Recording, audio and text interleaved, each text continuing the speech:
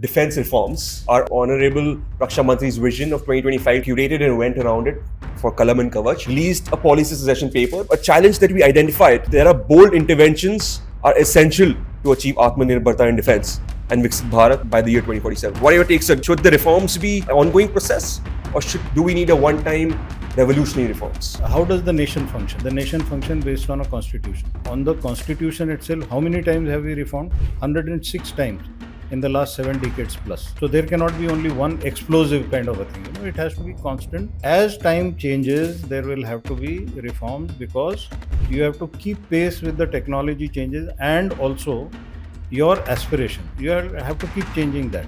What have we done in the last 6 months? Have we got anything forward in terms of reforms? We didn't start those reforms now. We are consolidated. We started IDEX long back. We started the various incentives for innovation and indigenization. So it's not something that we just started 6 months back. There are 10 core policy recommendations that we suggested through the event. You mentioned that there should be a dedicated defense bank that needs establishment to specialized financial institution to fund defense startups and innovation. Government of Maharashtra did a smart act where they promised X amount of rupees doing a tie-up with IDBI. There is a hunger for taking money, and if you are able to absorb that money, the state's financial health improves. What is the capacity of the Indian Armed Forces to absorb new technology? When we are looking at increasing our capability, we have to first have that visualization. And based on that visualization, you must have a wish list. And based on that wish list, you have to give it to people. Can you make this? How we can break cultural barriers? Our NRIs, they are abroad. A lot of people say brain drain.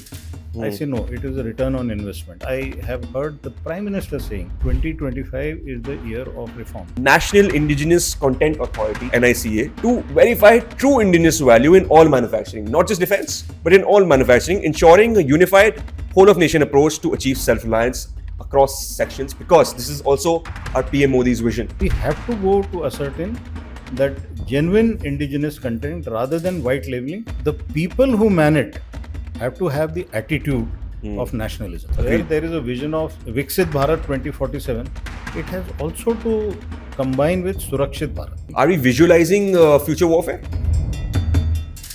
Think back to April this year. Defense leaders, startups and policymakers gathered at Kalam Kavach 2.0 in New Delhi.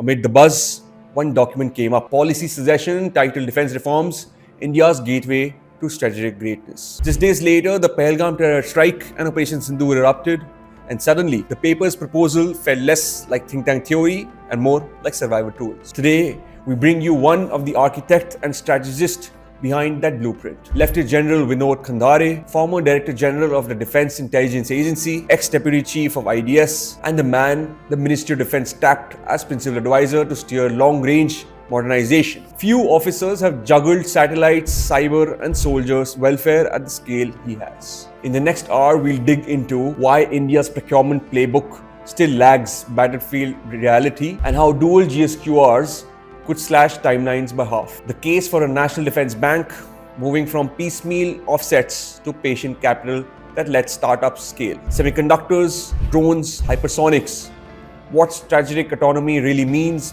when the shooting starts. And the big how, aligning MOD, industry and the three services so reforms survive beyond press releases. If you care about national security, tech innovation, or simply want to see India break the import trap by 2047, this conversation cuts through the noise and goes straight to the decision desk. So sit back and enjoy this conversation. Subscribe, like, and share with a colleague in uniform or in a lab coat. So, without further ado, let's get started.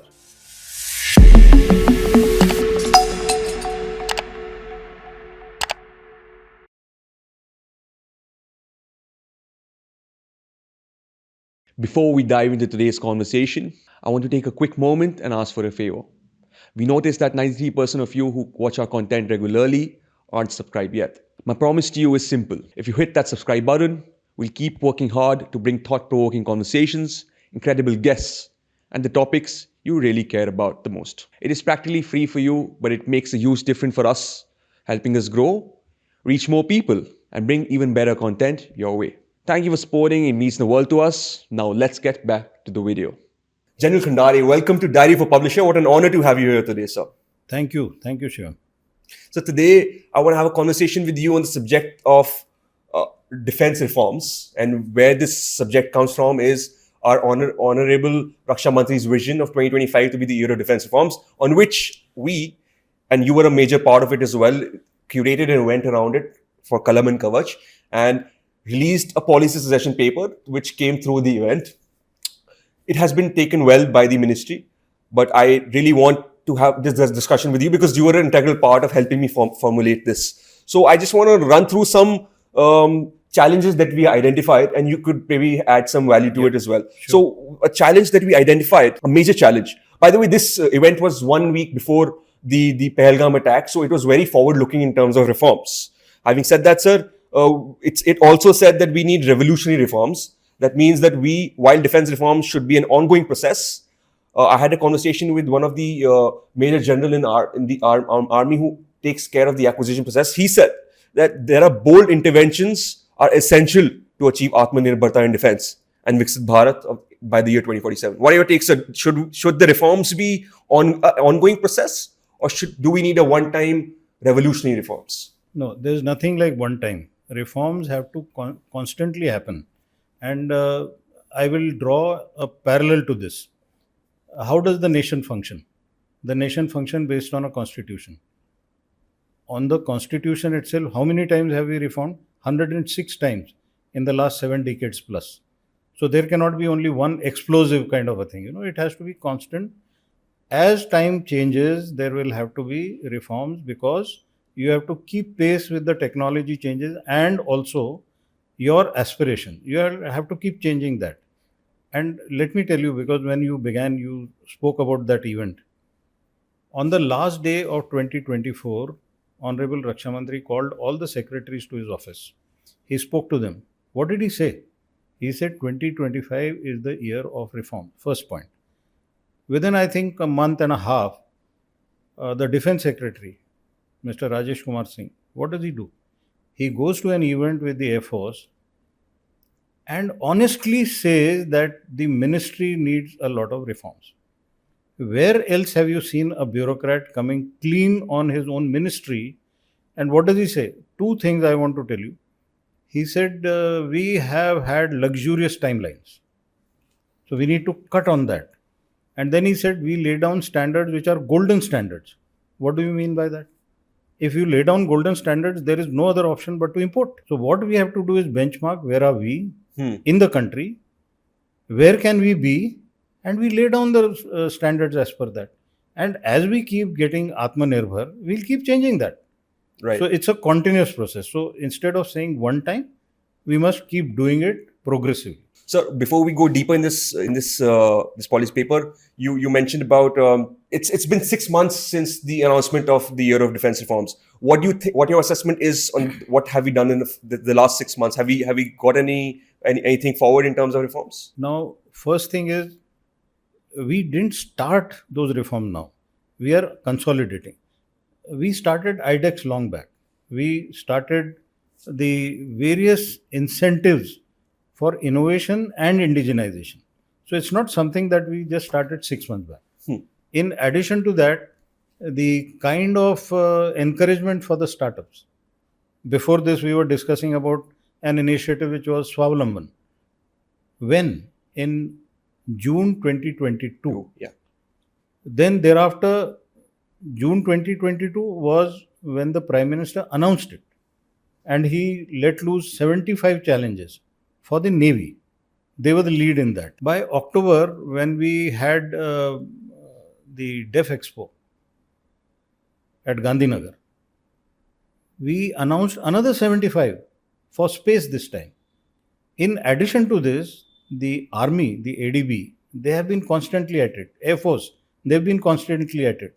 What am I trying to say? There are certain things which will get announced. There are certain things which will never be announced. Say, for example, cyber. You'll never announce what we are doing in cyber because then that is letting the cat out of the bag.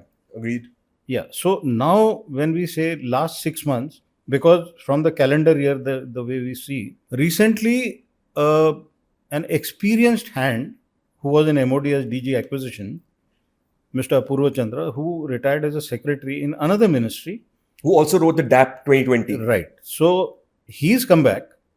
He's been appointed in the ministry to rewrite, possibly condense, catch up with the timelines, and bring out a simplistic and workable DAP, say 2025, for example.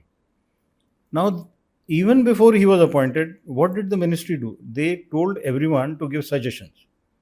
So you had now suggestions coming from the users. Who are the stakeholders? The services, who are the users?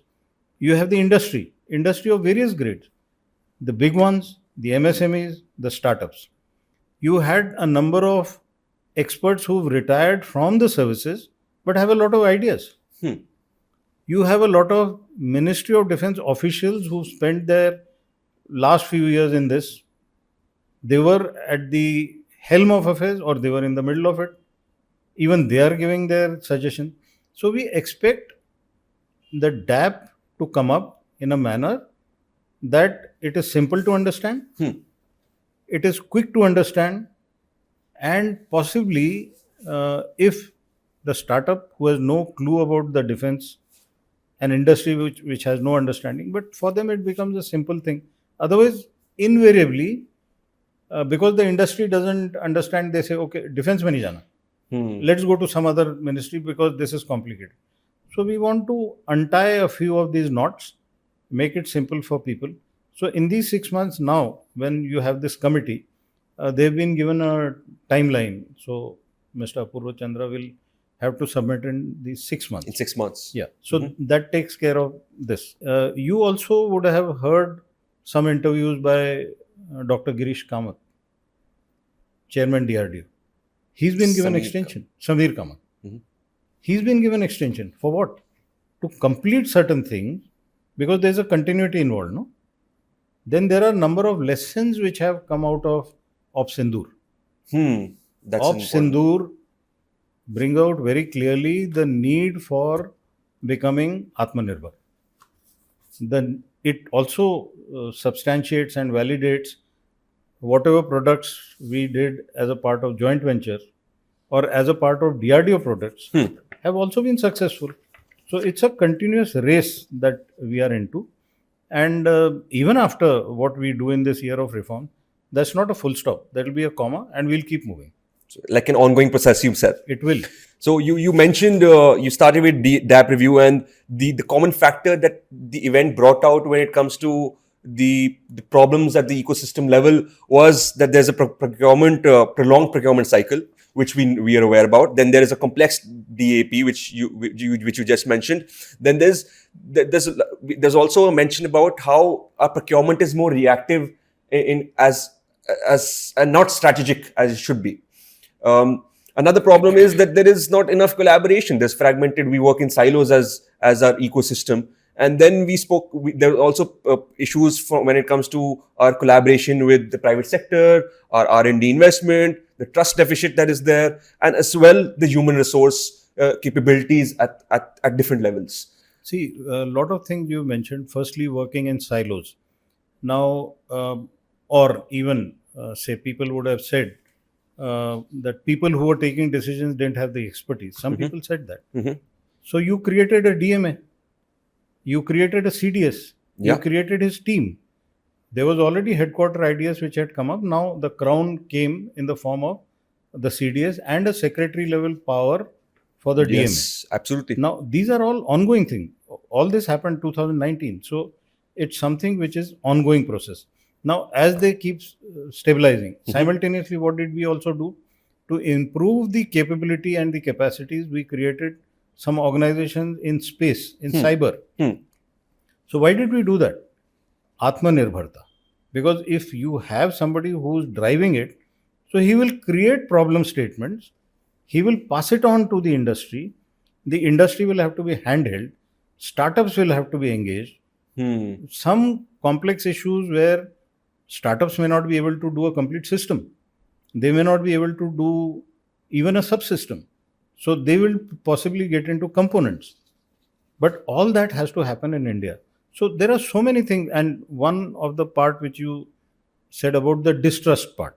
It's not so much of distrust, except in some case, some people may be doing white labeling, getting some component from outside, putting your own label, and that is dangerous. That's very Because dangerous. at the crucial moment, your supply chain can be choked.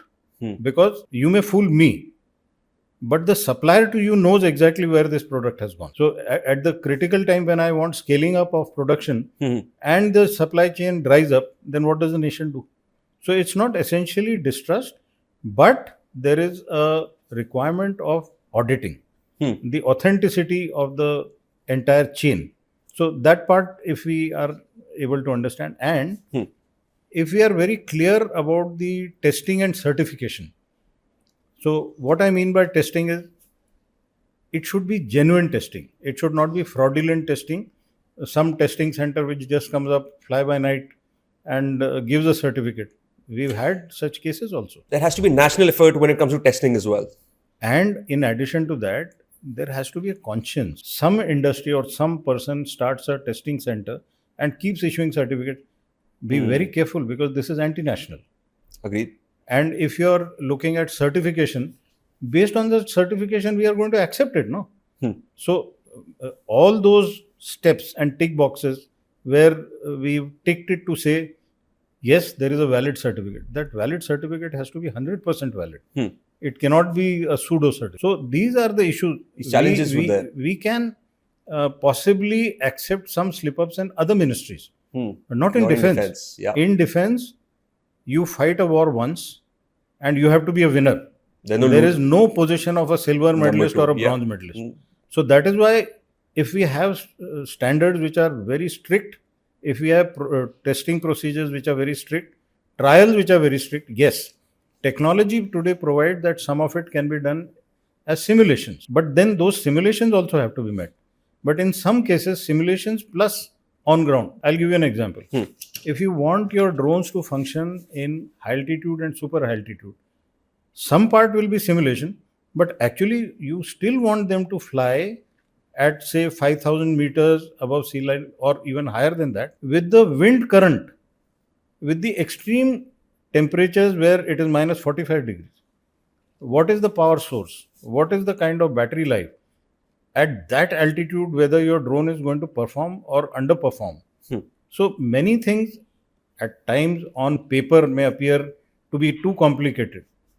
But as a user, you are looking at your national sovereignty, at the life of the soldier there, and you don't want to compromise, because wars are serious business, wars are cruel business. There is no question of kindness at that point in time. You better be good and better than the adversary. And all that starts with this entire process. Well said, sir. So these things that we discussed were mostly the challenges that were identified through the event, and of course you see it more up close because you are in the ecosystem.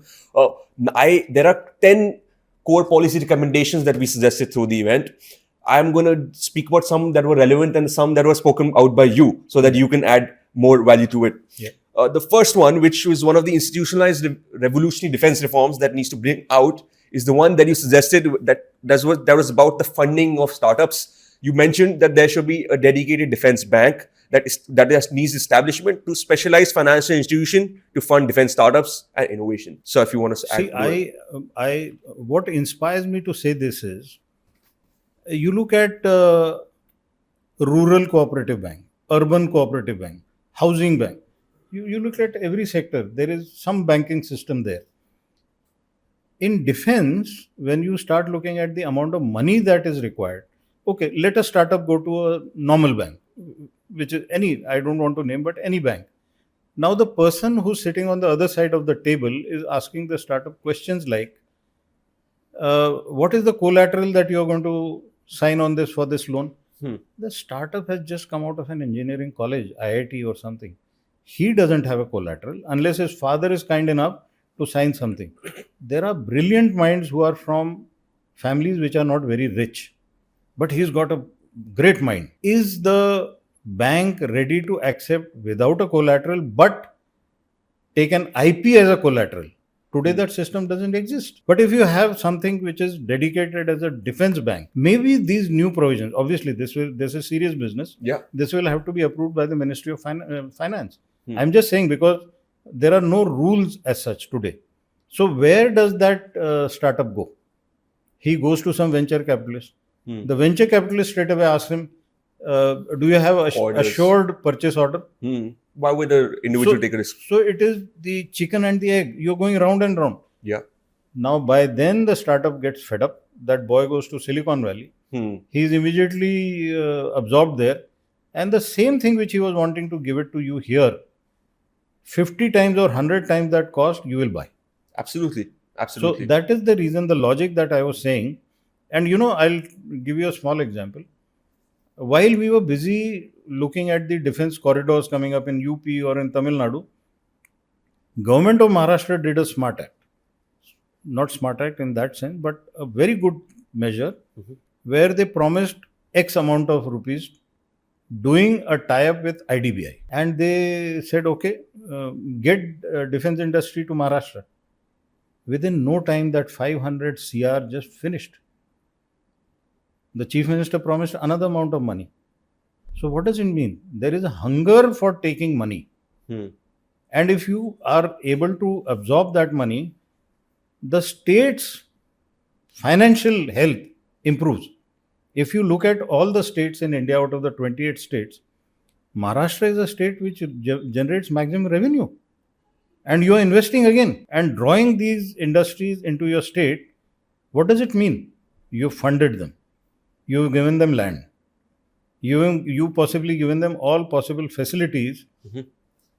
So all the woes of that startup to a large extent have been taken care of. And the focus is on innovation then, and not funding or other administrative innovation, stuff. indigenization, while the other things have been taken care of by somebody. So that is the That's reason. the biggest challenge that the startups faces in today's time as well. So I'm saying, if there is a mechanism which comes out, and this is a forward-looking process, Absolutely. whether it happens today or tomorrow or day after tomorrow, but it should happen. Sir, out of all these recommendations that we have, my favorite one and the most essential that I feel, I don't know, could be a naive thought as well, but I feel the most important one is when it comes to analyzing and understanding the indigenous content in any component, let's say. So we here suggested that we should establish a cross-sectional National Indigenous Content Authority, NICA, to verify true indigenous value in all manufacturing, not just defense, but in all manufacturing, ensuring a unified whole-of-nation approach to achieve self-reliance across sections, because this is also our PM Modi's vision on self-reliance. See, if you take your mind back to General Bipin Rawat, he started coming out with positive list. What it meant was, what are the products, components that we are importing? And in that, he started doing benchmarking as to what is our indigenous capability. Do we manufacture it here? Do we have the expertise? Then we should stop importing that. So that is as of today. Yeah. But he also went on to timelines to say, if the same thing can be made, and there was an interaction with the industry, can you do it in 6 months? Can you do it in 12 months? Can you do it in 24 months, 36 months? And that positive identification list also had that timeline specified, which meant the industry is also getting a peep into your thought process that if this is not available today, but there is a hunger where the services are going to make orders, whether I take about an year or 1.5 years or 2 years, by then that positive identification list, that product will stop getting imported after that particular timeline. I think this was a great step, and initially 100 some, and by the time 500 plus items have been identified. So you've given a direction to the industry also, and you've given a direction to the user also. Now what you mentioned is to be able to ascertain whether it is genuinely indigenous or not. So you have a process now. Where is it being manufactured? You can visit the premises and you can check, you can verify. So this is an entire process. Now, whether you have a separate body for it, because obviously the users will not be able to travel. Something is being manufactured in Kerala, something is being manufactured in Shillong or wherever. So if that body can come up, or there can be an harmonious interplay between the services, the DOD, or even the DP, and maybe some body like that, or even DGQA, for that matter. Because in today's case, what happens, a lot of it depends even on the DGQA to ascertain, because they have that expertise. So I think we all need to come together, and whatever way it functions well, I think we have to go to ascertain that genuine indigenous content rather than white labeling. Absolutely. Because if you go into white labeling, it is in a way sedition. I would go to that level. It is. You are going against national security framework. Absolutely. And what this point means is that we just need a body that is understanding your product and giving you a percentage as per guidelines that they have. So it is a very fair and front. But I mean, there's a lot of nitty-gritties to it. Someone has to really think about it. But this is what I think is very important to achieve self-reliance. So you're looking at a structure, and I want to add to this. Even if you create or whenever you create, the people who man it have to have the attitude of nationalism. But if you don't have people and for them it is just yet another job opportunity in Delhi or wherever, then that won't succeed. So where there is a vision of Viksit Bharat 2047, it has also to combine with Surakshit Bharat. Agreed, sir. So that is most important. So next point we would get into is how we can, it follows on what we were speaking about before. We must talk about how we can accelerate technology integration with our GSQR.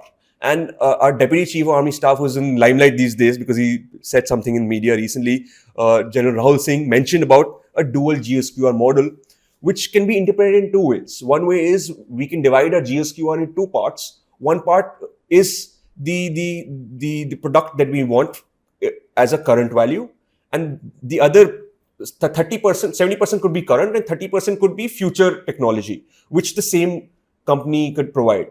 Other meaning of dual GSQR could also be that the GSQR could be divided in two parts. One, we are procuring from a domestic vendor, domestic partner, and the other half, the future technology has been taken from an OEMs abroad. Which model do you think works better for us, and do you think this is a good model for us anyway? See, it is not either or. It is not binary. I think we'll have to do both. Reason. Whatever is available to be manufactured here may not be the latest technology, because we are not into latest technology in many sectors. DRDO is expected to do technology discovery. The user also has to visualize that what will be there by 2047. Whatever is there today, do we expect things to be the same? No.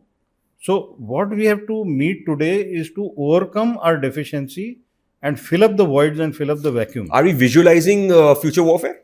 Yes, absolutely. Who does it for the armed forces here in it? See, now there are, like take the army for example, there is a 3-star who looks at strategic planning. Okay, it used to be called perspective planning. He is the futuristic guy. And, we've had excellent officers manning that branch. At one stage, even General Bikram, who later on became the army chief, he was in that. What does it mean?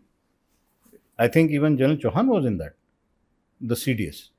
So you have the best possible brains going there, and they visualize future warfare and what do we need. And then they say, okay, now, so in the current context, maybe the deputy chief capacity development, he may be looking at that, because finally, military operation, perspective planning, that is strategic planning, all have to converge to say what is the shape of the armed force and what is the kind of equipment inventory that you need. You possibly will have such things which can be termed under science fiction today. But by 2047, you may be looking at mobility, communication, protection, survival in a manner that what is being used today will look absolutely antique. But if you don't dream, how will you acquire it? How will you build it? So that is the reason where this model, that model, the latest may come from the OEM. What can be made in India, and the moment it comes from the OEM, by that time you will research, you will design, you will develop, and then you will manufacture. So I think both models are good enough.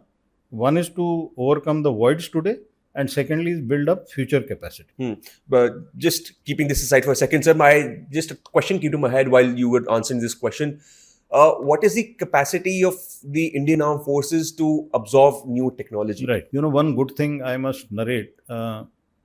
Southern Command, the present Southern Command, the Army Commander, he gave out his plan to say that, we will get the people getting the innovations and indigenized products actually at Babina. And we will have our people who are supposed to be handling it use it live, and let me see whether they are able to absorb it or not. One thing is to be on a design board, and secondly is the user actually using it. And I personally went there and I saw how well they had planned the GOC 21 Corps and all his brigade commanders and all. So if there was a drone being used, it was actually the man who's operating it, who will operate it during war, he was handling it. So a couple of months back, you would have heard the army chief say that he visualizes every soldier having a drone. Do you understand what it means? You look at the capability that is going to go ahead. Simple thing, like even if bulk of the army, say infantry or artillery or armored, mechanized, if each individual has a drone, you look at the capability that has got increased. True. A simple infantry soldier, he has a rifle with the effective range of 300 meters. He gets a drone with a capability to go to 2 kilometers. Do you understand what is the impact on the battlefield now? He's not constrained by the kinetic velocity of a bullet. Yeah.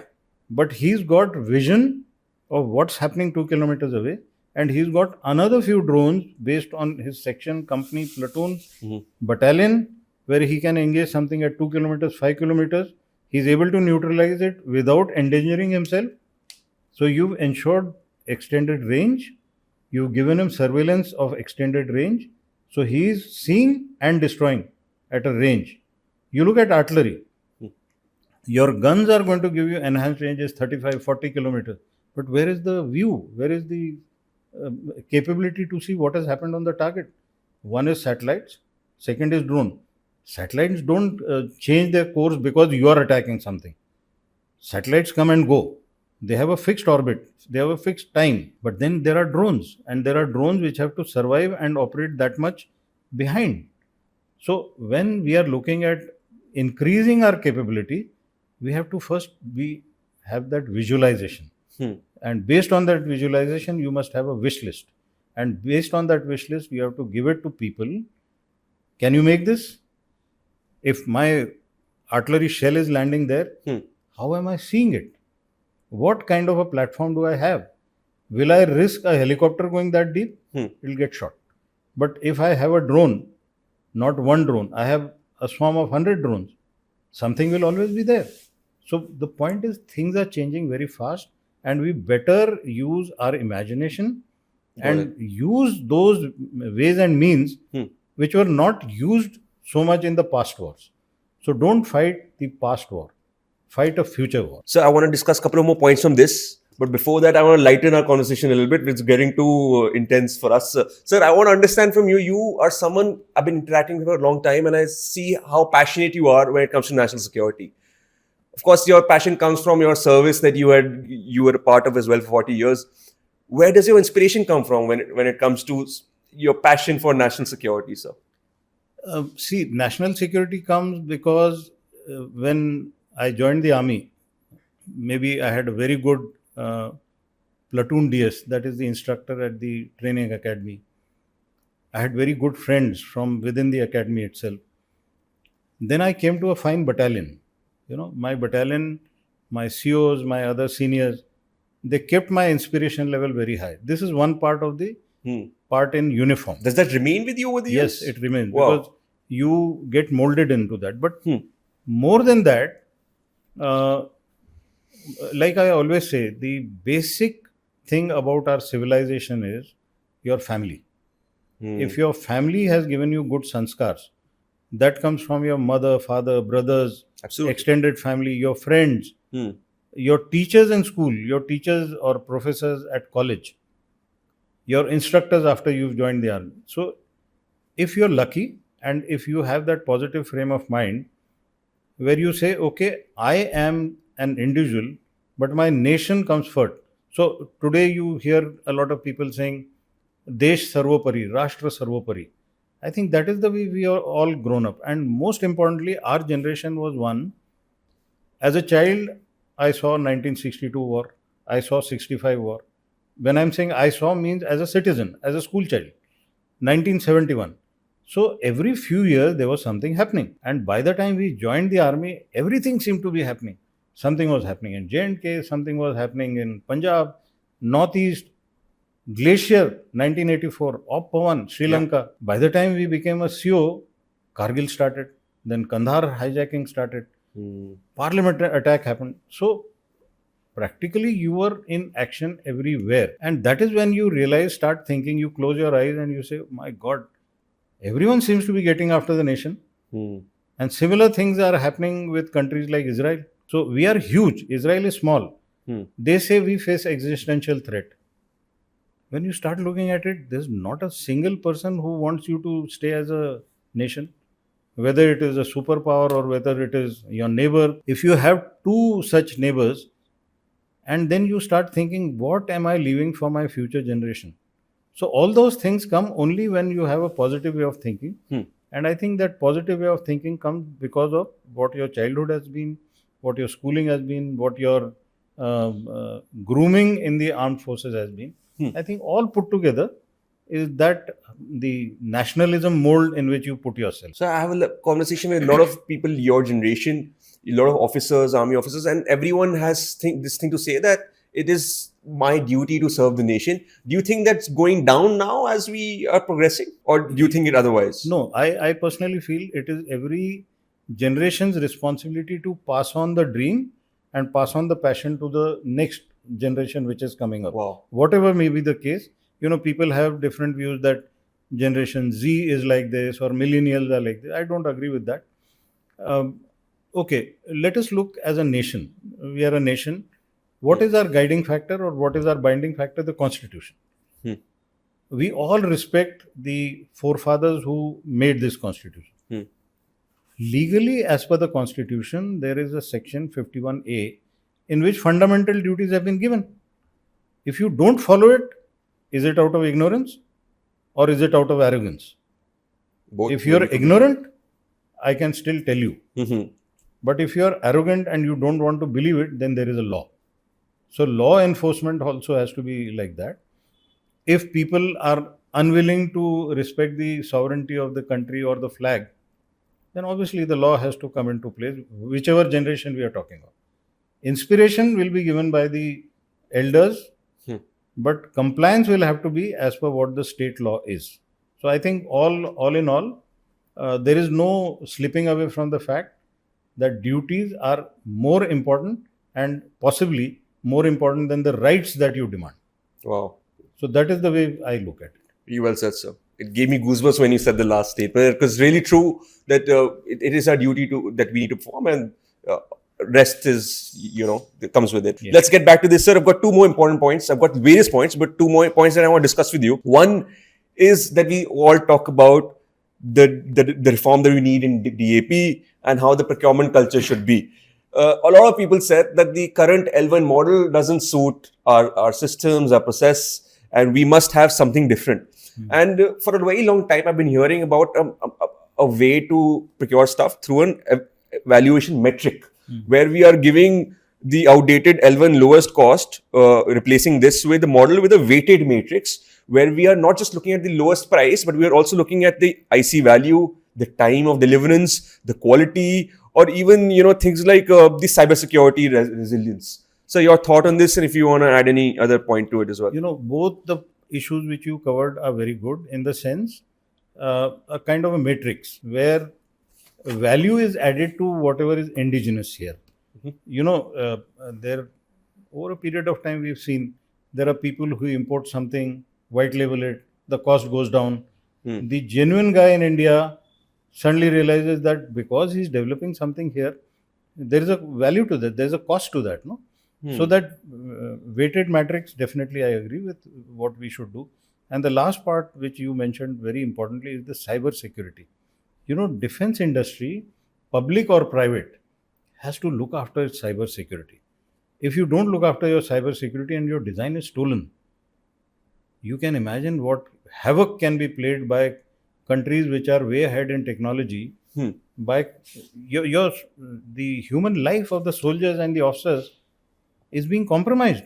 We dare not play with lives like this, because it will demoralize the entire armed force, because then you are working on a substandard project. This is one. Secondly, we will have to seriously think and implement, and this is where the defense finance people come.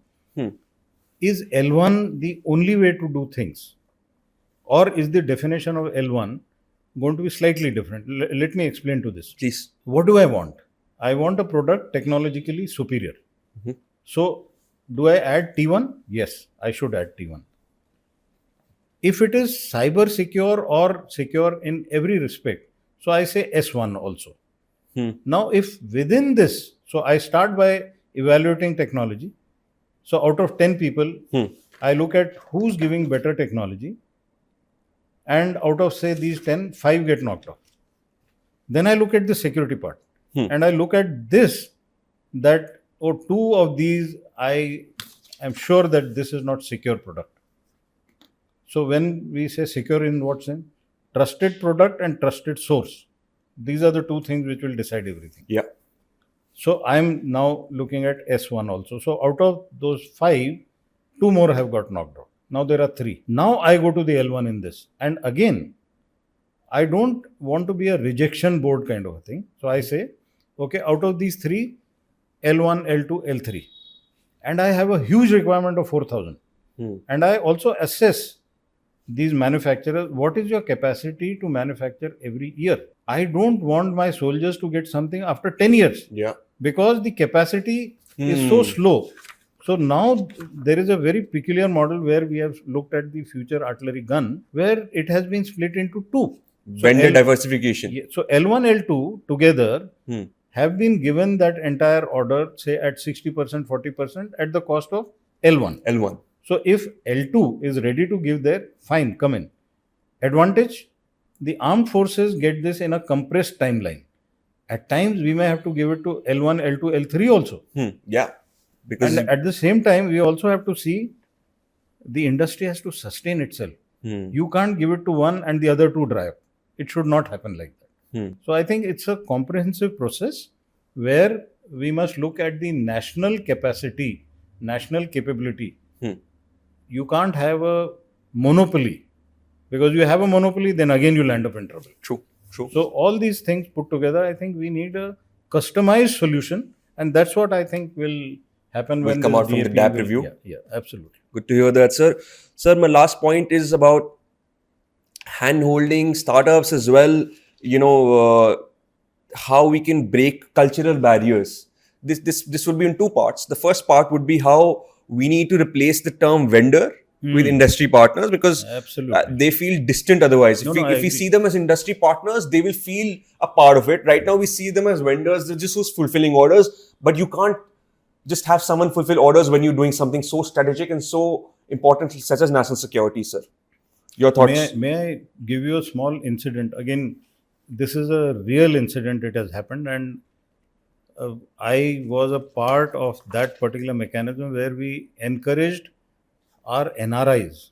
They are abroad. A lot of people say brain drain.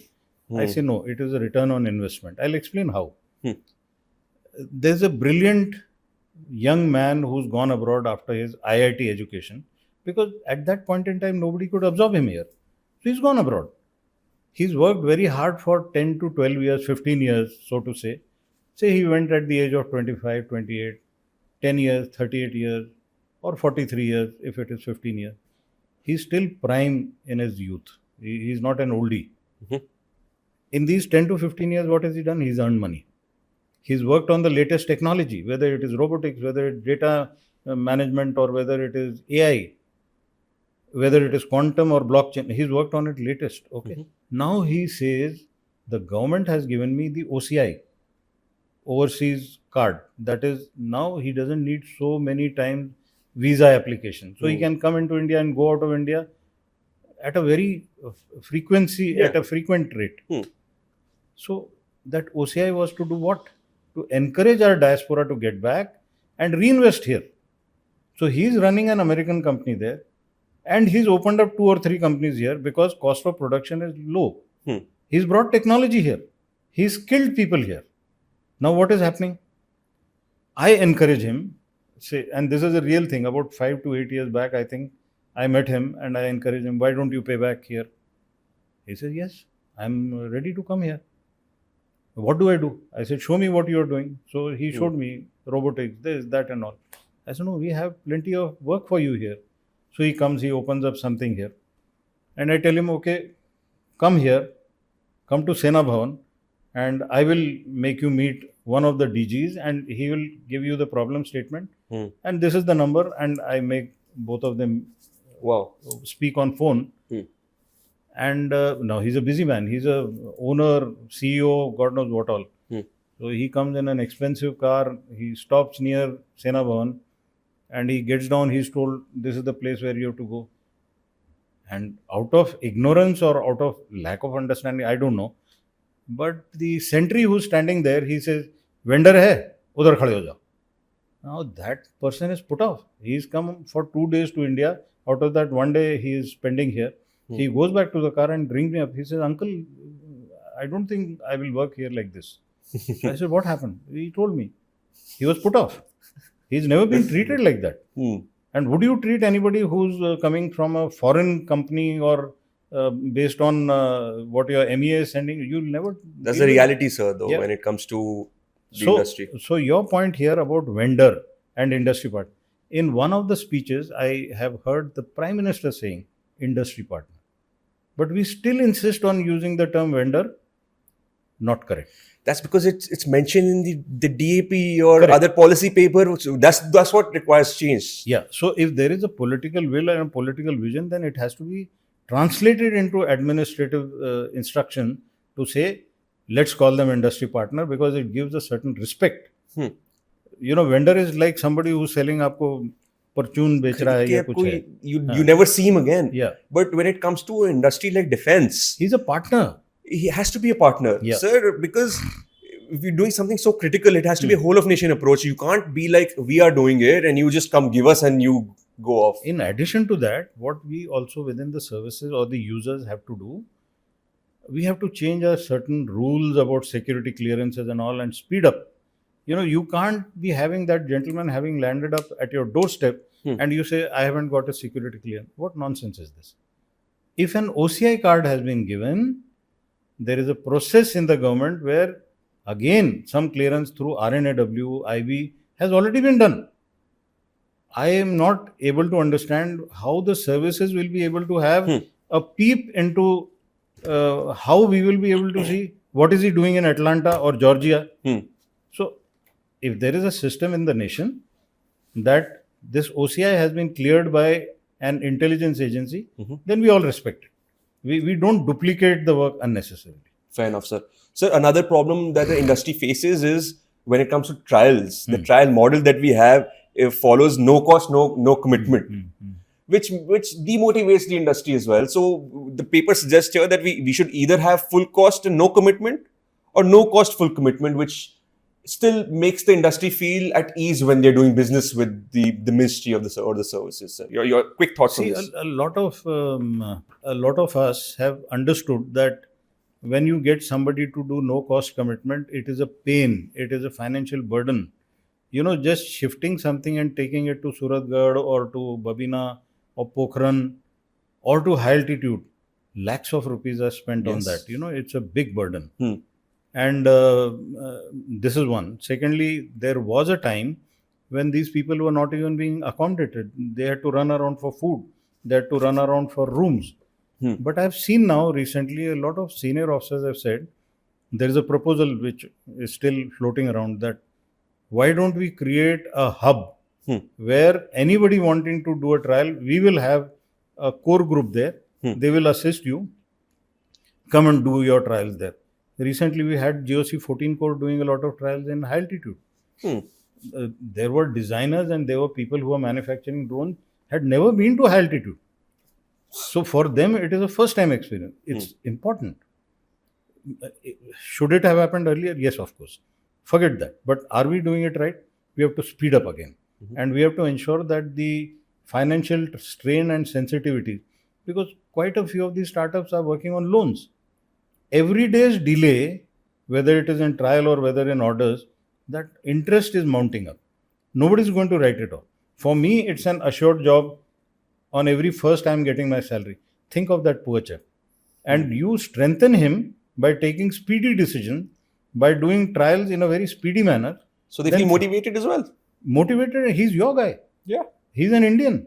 And if a Bharatiya is being helped, it is better than helping a foreigner.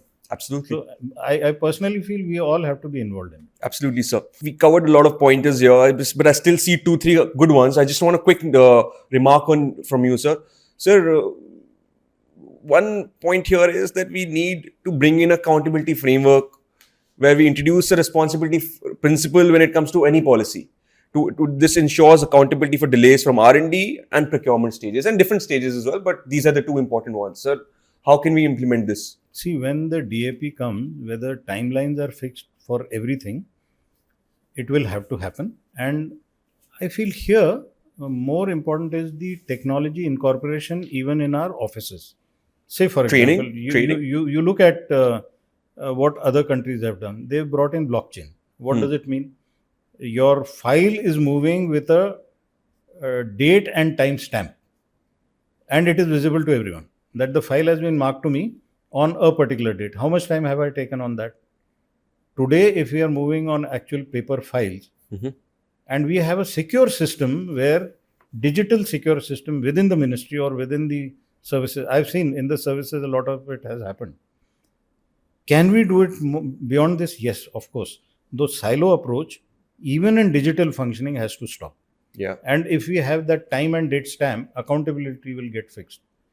And this is about decision, but even replies. Somebody has written to you, somebody has sent an email.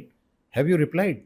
If you have not replied, and proper accountability for their work. At least give him a reply that you received it. Yes. And you are going to consider it and come back. And now services does that though sometimes. Yeah. So the point here is this should become our work culture. And these are niceties, but along with the niceties, you are involving a person in this that, okay, I have written, I have sent a message. Duly noted, and somebody will get back. I have seen a lot of good people here in the senior officers. Within 24 hours, somebody from the staff gets back. Absolutely. And then, okay, there may be some bad examples also, but it requires all kinds of people to make this world. Yeah. But people will learn, people will be held accountable if we bring in technology in the digital functioning. Absolutely, sir. Sir, last point when it comes to our policy suggestions from this paper is the aspect of promoting export. At the moment, the biggest challenge our industry partner face is that when they showcase their product outside for export, the first question that is asked to them by the other party is whether your services are buying it or not. How can we promote them? One suggestion here is that we should provide dedicated funding to the defense attaches with specific export targets, but there has to be more solutions to it. Sir, your take on it. See, two things have happened. After 2016, the charter of the defense attaches has also changed. Earlier, it used to be more of a ceremonial appointment. Now, they've got work to do. And Ministry of Defense also allocated some amount to the defense attaches to hold conferences or displays. So, some money has been... Did you get a chance to be defense attaché ever, sir? I was in a training team and I was in a UN assignment. Oh, nice. But in training team, the defense attaché was not in the same station. So, willy-nilly, we were doing the job of the defense attaché also. Got it. But the point here is the defense attaché felt helpless. Now, you've given him some money. And I can quote an example of our DA in Berlin. I'm just giving one example. He is also associated with a number of countries around there. He's held conferences with all those countries. So, he's not only displayed what we have to do for defense export, he's also seen what other countries can offer to you. Yeah. So, it is also technology discovery. Like a bridge. So, you're doing both. It's not only that I'm a salesman. No. I'm also doing something where what can I do to get it here? We have expanded our number of defense wings to more number of countries now. and we will keep doing it. It's a constant process. That study was done in 2016 under the leadership of Deputy NSA, Dr. Arvind Gupta. I was a member of that, and I think in a record time of 3 months we had submitted, and then it took a lot of time for the services to come to a consensus as to what is the pro rata share and why is Navy giving there and why is Army not giving, but it finally fell in place. And now you have DAs with a different approach to life, that I must get into this business of finding out technology as well as promoting sales. So here another thing which you mentioned, and I want to substantiate that, while defense exports are important, but at the same time, the PSUs, DPSUs or the private industry also has to keep in mind, whatever they are doing, exports is one, but local supplies, that is to the services, should not fall just because we want to reach a target of exports. This is one. The important point which you said, that the countries there ask, is it introduced in your services? This is something where the services will have to enter and help, because even if you order 10 pieces or 100 pieces, that person can stand up and say, yes, it is introduced. So one way that the services also have to be sensitive to this part. The service would claim that if you make a good quality content, Excellent. a good quality product, you will be Automatically done. The other thing is, we don't want bad quality to go out in any case, because your national reputation will be damaged. So to that extent, it is okay. But there are countries where this question is not asked for their products. Have you ever seen any American product being questioned to say, is it introduced in your Marines or is it introduced in your Army, Navy, I Air don't Force? think so. Never. No. China, never. And there is another way which countries like China or USA would do. They would force a country to take it, and a weaker country will obviously take it. India has some ethical practices where we don't force anybody to take it. On the contrary, we have a line of credit offered, that you want to buy, I am ready to give it to you on credit and you return it to me. So that makes us different from other countries. So I think the ethicality of it stands with a civilizational country like ours. Wow, sir. Very insightful conversation with you, sir. As we started our conversation on a subject that we do need continuous reforms, especially when there's so much change in the geopolitical landscape. We have emerging threats from China and Pakistan as always. We need to have a strong deterrence against our adversaries. And that's where India's military strength depends on its speed, sovereignty and synergy. And that's what we spoke about all conversation. Very insightful, sir. Thank you so much for this time. Before we go, if you allow me, I'll ask two personal questions. One is that I ask all my guests most of the time. One question is that what is one piece of advice you would give to your younger self? To whom? To your younger self, to an 18-year-old Khandare, sir. Anybody who's younger to me, my advice is nation first in every field. So that is simple advice to follow. To bring someone who was in your position at the age of 18, you would say that focus on giving back to the country. Do your best for the country, and remember, whatever you're doing for the country, it is for the future generation and your generation. So that is why I say nation first.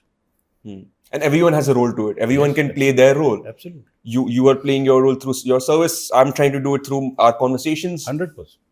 So all of us are involved. We are all putting our shoulder to the wheel. The country has to keep moving forward at a fast pace. So when we were discussing this, even in my office earlier, here is a Prime Minister who gives you a vision till 2047. You have a vision. So the direction has been shown. The momentum of that depends on us. True. That is the point. Great, sir. So last question for today. I know I've taken a lot of your time. Is since this podcast is called Diary of a Publisher, I make sure to bring a book perspective on it. If there was one book that changed your perspective on life and you wish you would have read it earlier, which book would that be? I know it's a difficult question. No, not difficult at all.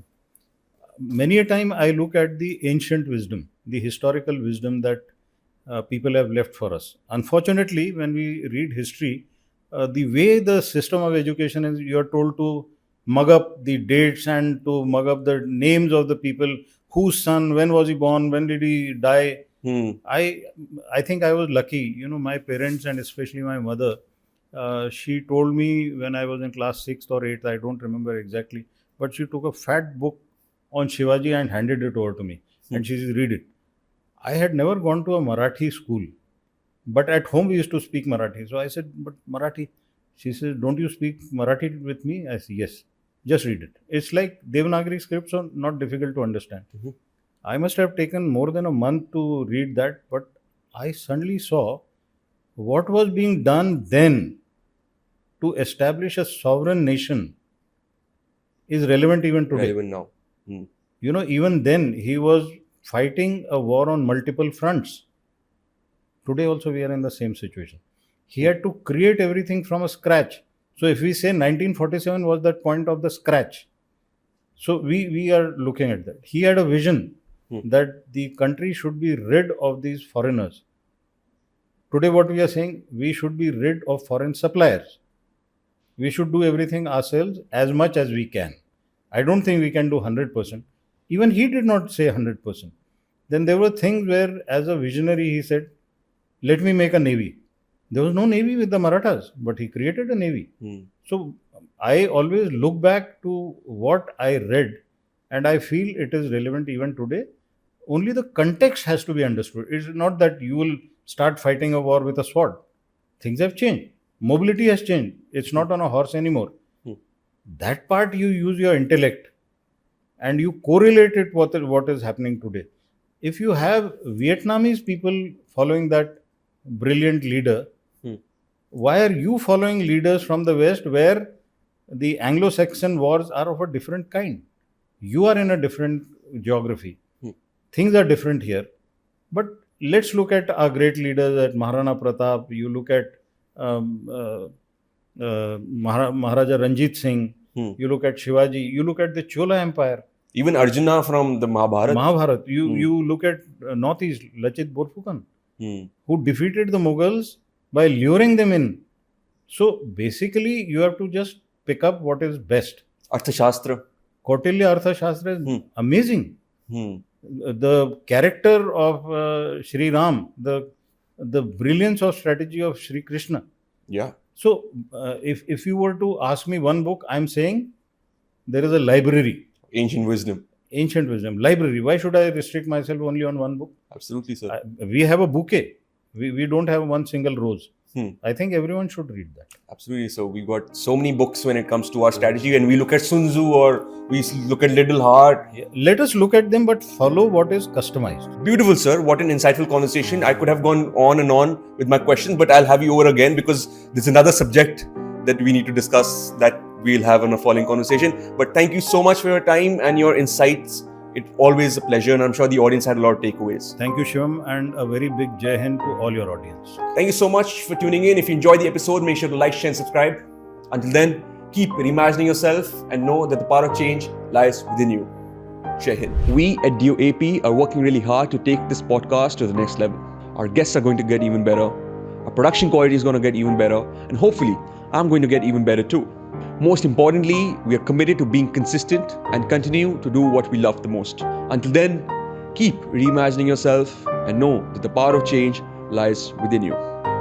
Jai Hind.